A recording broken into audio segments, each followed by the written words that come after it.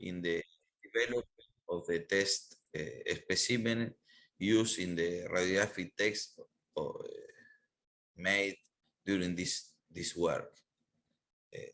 For this, we consult a specialist from the Research and Development Center of Ingud of our institute, and we consult a referent of sculpture in other places in America, like Mexico.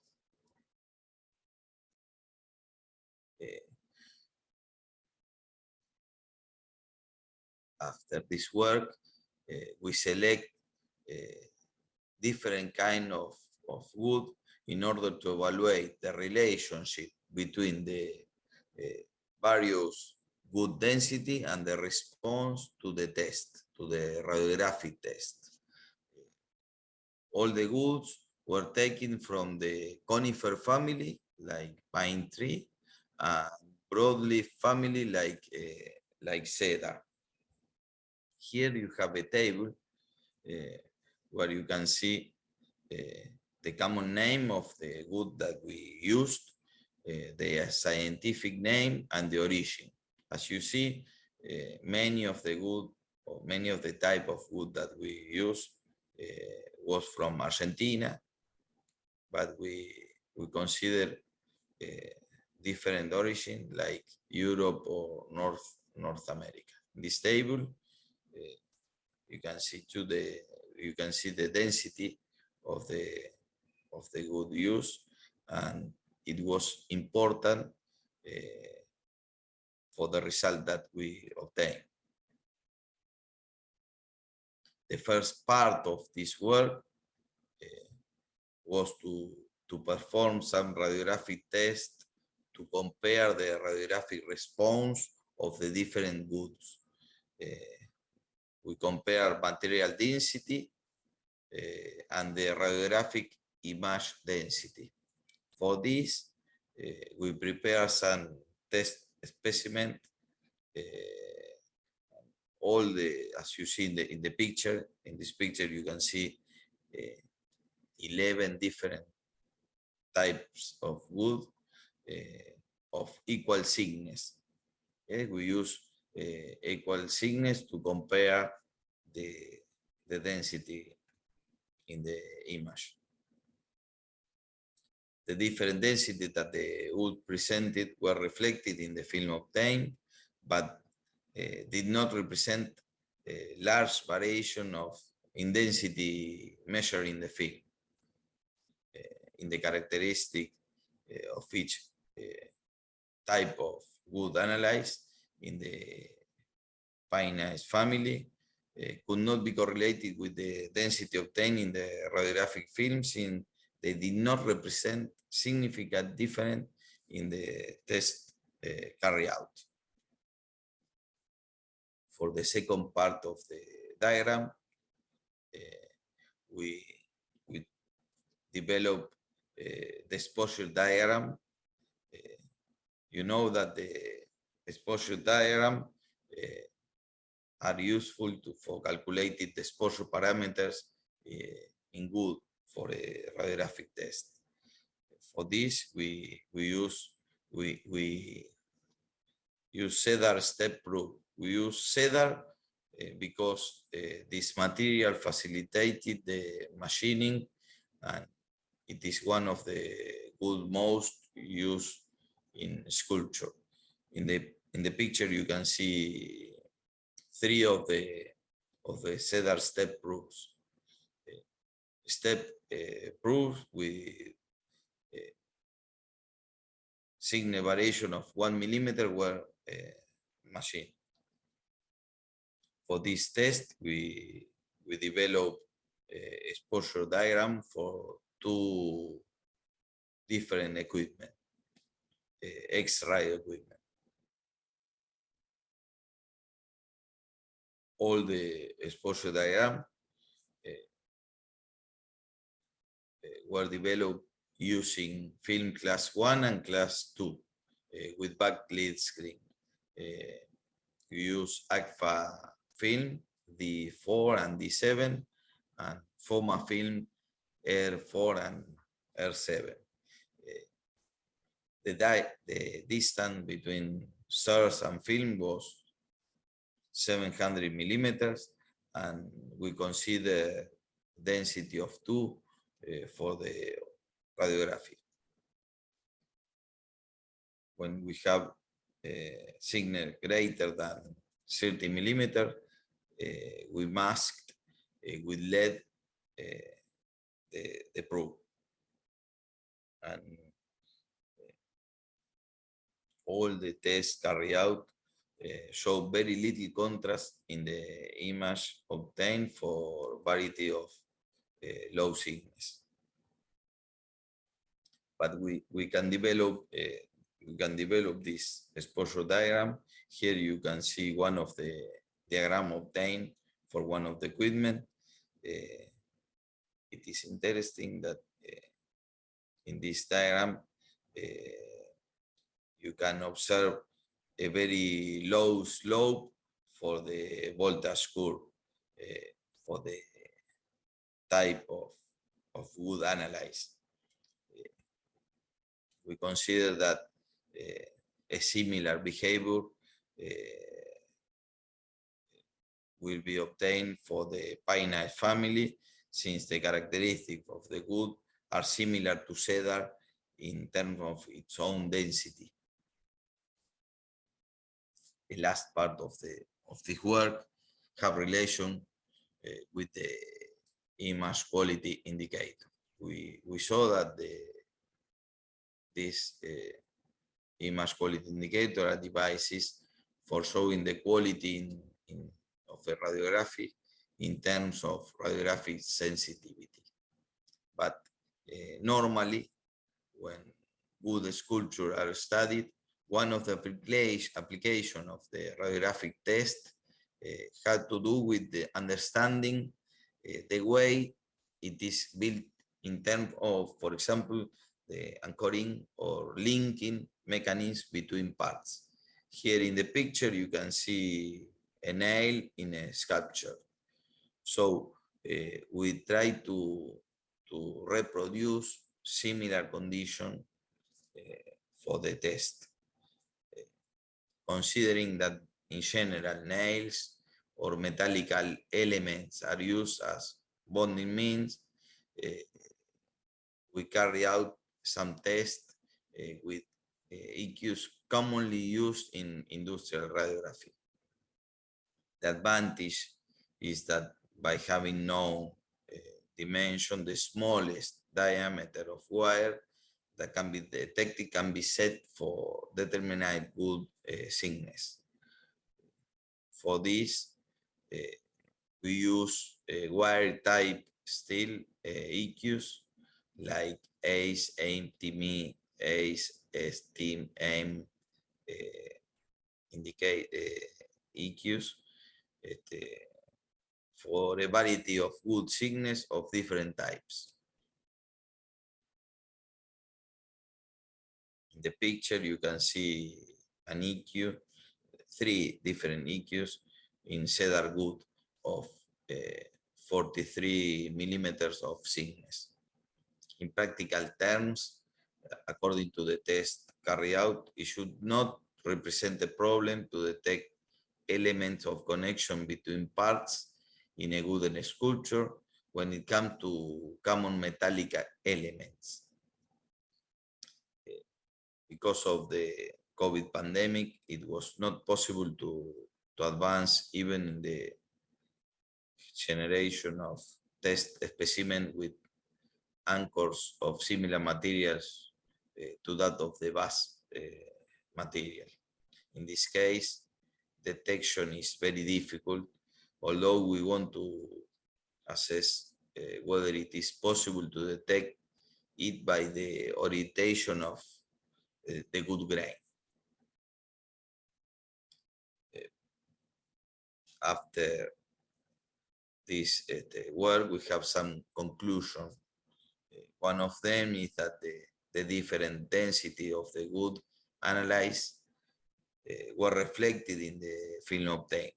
but did not represent large variation in the density measured in the film. It was possible to develop exposure diagram for two X-ray equipment and for two types of film, class 1 and class 2. For metal materials, it should not represent a problem to detect elements of connection between parts in a wooden sculpture. As a result of this work, reference standard and indicators with adequate behavior could be developed, but it is proposed to expand the variety of material contemplated.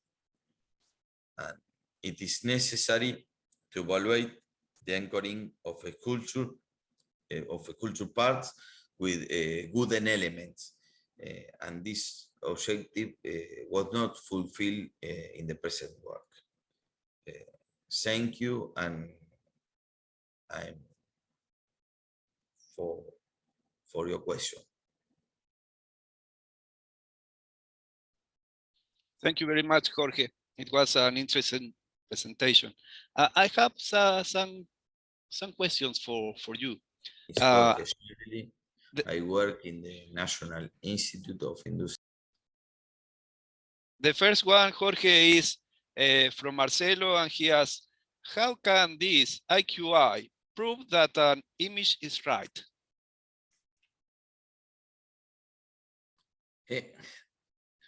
Well, in normal application, in industrial application, normally you use this to consider, you get the image in a radiographic text because you have different signals to pass through with the X-ray.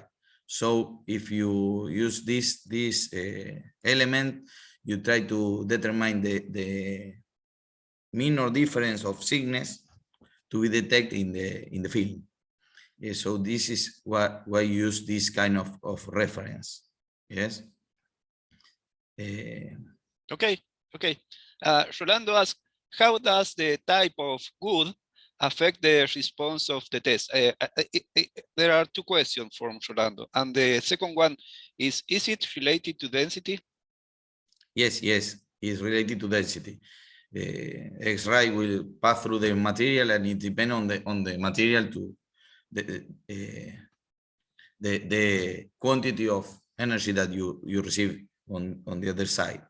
So density is what have influence. This is why we couldn't get enough difference within density obtained in films, because the density of the material are similar in pinus cases, for example. Okay, thank you. The next one, Pablo asked, which was the range on kilovolts used for the analysis? We use between 40 and 60 kilovolts in general. Then we use up to, I think, 120 kilovolts. Yes, I think it was on the presentation. The next one is, did you use any filter? No. In this test, we didn't use any filter. We began this work at the beginning of the pandemic, so we have some problem to complete it, no? But well, we want to test because people in our center of good ask for it, using different good with different humidity. They have the possibility to control this, to produce different kind of test specimen. So we will work on it in the near future. Okay, the next one comes from Esteban. He asks, could the structure of good affect the quality of the test? I think it refers to the internal structure. Yes, of course. Yes. And the next one, Pedro, what is the consequence of having low contrast? When you have a good contrast, you can distinguish two parts in the film of different signal, for example. So when you can have a good contrast, you can define very well the different zones. Yeah, it's not only the contrast, nor the contrast, the density and the unsharpness. Yes, the definition of the, but the contrast is this different. Yes. Okay, thank you. Juan Domingo asked, what do you do to verify the contrast, the minimum contrast on the different thickness of good if you don't have an IQI right for to be used? No, we try to get this, to obtain this, yes. When you use the stepped test specimen, for example, in which you have different thickness, is similar as you use an ECQ. Normally, you don't have this for good, but you use the same principle, the same thing to build the diagram, no? Okay. For industrial application, for us, it is impossible to take to make a test without an indicator, no? Of course. Okay, thank you. The next one, Mario asks, what kind of film did you use? It was fine grain or which? Well, I described in the presentation, we use two types of films, class 1 and class 2. Is in commercial names for AGFA is this 4 and this 7, and for FOMA were R4 and R7. The first one is more slow film with small grain, and the second one is middle grain and more quick film. We use standard film for industrial applications, so we began with this kind of film. We can use film type D2, for example, but well, we develop this kind of film because it's normally what we use in similar cases, no? Okay, the last one I have is, it comes from Martita. She asked, during your study, did you use only wires as IQI or also use whole type IQIs? No, we want to use a whole type IQ2 because in some cases and of some links of part you can assume similar to this, but we couldn't go on in this different condition. We will continue working on it, and as I said in the presentation, we are interested in develop a specific reference in where you have links not of metal, or not of steel, or nor than in good, because this is what is difficult to define, and we want to try to the orientation of the veins. I say in English the wood grain is the veins of the wood, no? Okay. Finally, do you have something to add? Something you consider it is you should tell us? No. This that we want to continue with this thing, no?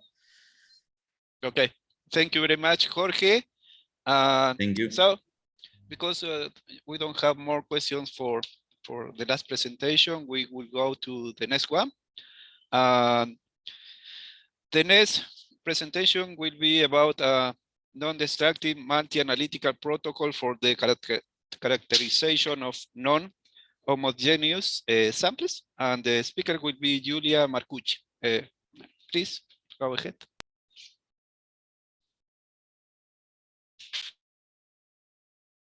Good morning, everyone. My name is Giulia Marcucci. I am a PhD student at the Physics Department of Milano Bicocca University in Italy. Today, with this presentation, I will introduce our study of a completely non-destructive protocol for the analysis of inhomogeneous samples. As we all know, scientific investigations aim to archimetric analysis, characterization, and conservation of archaeological and artistic objects often need to be non-destructive or at most micro-destructive to improve understanding of their manufacture, their evolution, and/or degradation during time. How can we better understand art objects and cultural heritage artifacts and keep them available in as satisfactory condition as possible for future generations is a very significant challenge. In this scenario, we present our completely non-destructive approach to analyze the composition of inhomogeneous samples. With this study, we analyze ancient mosaic tesserae with the aim of obtaining a qualitative and quantitative characterization of the glass matrix in terms of elements and mineralogical phases. In this study, a set of 18 glass tesserae have been analyzed, and the samples have different dating and provenance, and most of them are colored opaque tesserae. Some of the specimens are Greek tesserae, others Syrian, and others are Italian tesserae coming from the Basilica di San Vitale in Ravenna. The samples do not present any visible patina or alteration layer on their surface. Several non-destructive techniques have been applied, like ion beam analysis, micro-Raman spectroscopy, neutron resonance capture analysis, and neutron activation analysis in order to combine different technique strengths for a comprehensive investigation in non-homogeneous real samples like the historical glass mosaic tesserae. Each technique has a different range size for the analysis, so in this way we can obtain information starting from a micrometric scale to the whole bulk of the sample. In this table, we have the range size and the information that we can obtain with each selected technique. So let's start with Raman spectroscopy. In general, micro-Raman spectroscopy for non-transparent samples allows only single-spot and surface analysis. Through Raman spectroscopy, surface crystalline phases can be detected, and we identify several mineralogical phases used as opacifiers such as cuprite, lead, and calcium antimonates. Moreover, the Raman spectroscopy allows a qualitative characterization of the glass matrices themselves by the analysis of the broad bands, which are characteristics of the vibration of the network of the glasses. Quantitative information about the elemental and oxide composition can be obtained through particle-induced X-ray emission and particle-induced gamma-ray emission analysis. However, these ion beam analysis can hardly penetrate the surface layers and have a limited region of acquisition. In fact, the investigated area is micrometric in size. So, since the surface of a mosaic tessera can display heterogeneities, each sample was measured in 2 or more different points. As an example, we report the sodium and tin oxide concentration measured in 4 different points of one mosaic glasses. We can note that measure number 3 and measure number 4 show a very low sodium concentration and a very high sodium tin concentration, maybe due to the presence of some tin-based crystalline phases. Thus, in some cases, the measured concentration does not describe the bulk of the sample with this ion beam analysis. In order to have a quantitative bulk analysis of the elemental composition of the samples, neutron-based techniques have been applied, exploiting the neutron's penetration depth of the order of several centimeters. Neutron-based techniques have been conducted at the ISIS neutron MUN source in the UK. This source is a pulsed high-energy proton beam that hits a tungsten target, causing the spallation process, and during this process, neutrons are ejected and a pulsed neutron beam is produced. The measurements were taken at the Italian Neutron Experimental Station in S beamline of ISIS, which is characterized by a thermal-epithermal neutron beam. ISIS is a pulse neutron source, so time-of-flight spectroscopy measurement can be conducted, which means that the energy of the absorbed neutrons is directly related to their time of flight. Here the beam size can reach several centimeters, so we can analyze the whole bulk of the mosaic tesserae with one single measurement. We highlight that neutron-based techniques were seldom used, through being a non-destructive technique very useful in heritage science studies. In particular, neutron resonance capture analysis was never applied to mosaic samples. Neutron resonance capture analysis and neutron activation analysis return isotopic and elemental composition of the samples in measure, minor, and trace elements. The presence of resonance structure in neutron-induced reaction cross-sections is the basis of the NRCA technique. For each nuclide, resonances appear at specific energies. Thus, these sharp peaks are fingerprints of nuclides and can be used to determine the elemental and isotopic composition of materials. At present, neutron resonance capture analysis returns only qualitative information. Moreover, the detection limit is not constant among the elements, but it is strictly related to each element neutron capture cross-section. In fact, we detected only the presence of antimony, copper, and lead.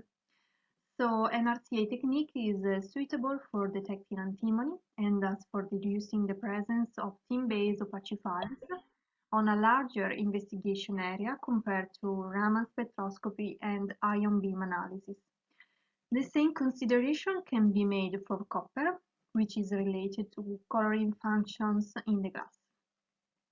Another advantage of NRCA is the capability of detecting the presence of lead, as opposed to neutron activation analysis. Neutron activation analysis had been successfully used in many different applications, including environmental measurements, geology, and soil science, just to cite a few, but it is not a routine technique in archaeometry. Neutron activation analysis is based upon the conversion of stable atomic nuclei into radioactive nuclei by irradiation with neutrons. So it is possible to quantify the bulk composition of the samples in terms of measure, minor, and trace elements, but not all the elements of the periodic table can be measured in our setup. For example, elements like lithium, carbon, sulfur, and lead cannot be detected. On the other hand, some elements like manganese, arsenic, silver, and gold can be detected in extremely low concentrations, such as parts per million or better. Here we report a comparison between the sodium concentration obtained through neutron activation analysis and the sodium oxide concentration obtained through particle-induced X-ray analysis. So we can note that there is a good agreement for many samples within errors. However, if we compare the antimony concentration with the relative oxide concentration, we can conclude that neutron activation is more sensitive than ion beam analysis, while we have the opposite situation for copper. In general, the quantitative analysis provided by neutron activation is representative of the bulk composition, while ion beam analysis values are often lower or higher, depending on the morphology of the investigated area. Moreover, through neutron activation, we could quantify the gold content, while to get the same information through particle-induced X-ray emission, prior calibration with a metallic reference standard is needed. So to conclude, results obtained by a multi-analytical approach have evidenced that there is not a technique of choice if the aim is to study mosaic tesserae by a completely non-destructive analysis. In fact, all the considered techniques have advantages but also limitations, as explained in this presentation. And further analysis will be conducted, such as neutron diffraction studies, which allows the identification and quantification of all the mineralogical phases present in the bulk of the mosaic glasses, and also front gamma activation analysis will be performed and compared to neutron activation results, as neutron activation is not routinely applied for mosaic glasses. So this work was partially supported within the CNR-STSC agreement concerning collaboration in scientific research at the spallation neutron source sizes, and financial support by the Access to Research Infrastructure activity in the Horizon 2020 program of the Europe is gratefully acknowledged. And yes, thank you for your attention. Thank you very much, Giulia. I have some questions for you. The first one, I think it was on the presentation, but I will tell you the same. Daniel asked, what did you use micro-Raman for? Sorry, the question is what? What was the reason, or what was the result of using micro-Raman?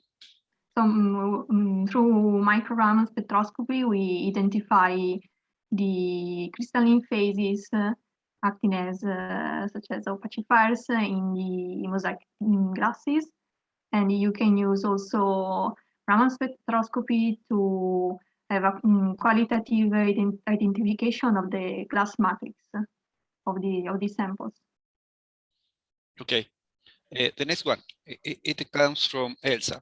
And she says, about this combination of techniques, is it useful only on solid parts, for example, stone or tesserae?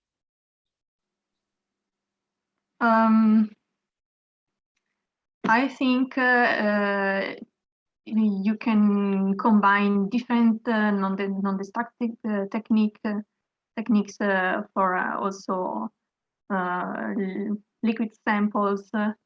It depends on what techniques you want to apply. Okay, thank you. The next one comes from Mark, and she asked, if you were limited about the techniques you can use, which of the ones you mentioned would be the basic technique for characterization?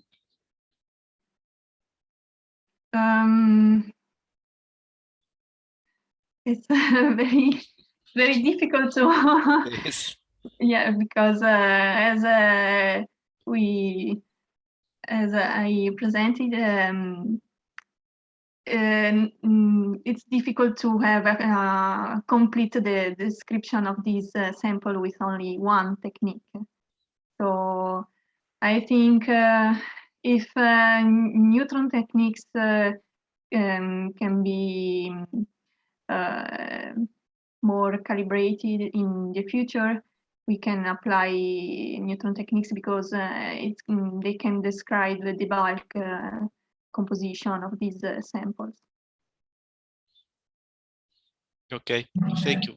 Finally, do you have something to add or something you'd like to share? No, at the moment, no. Okay, okay, Thank you. Okay. So thank you very much, Giulia, for your presentation. Okay, we have finished.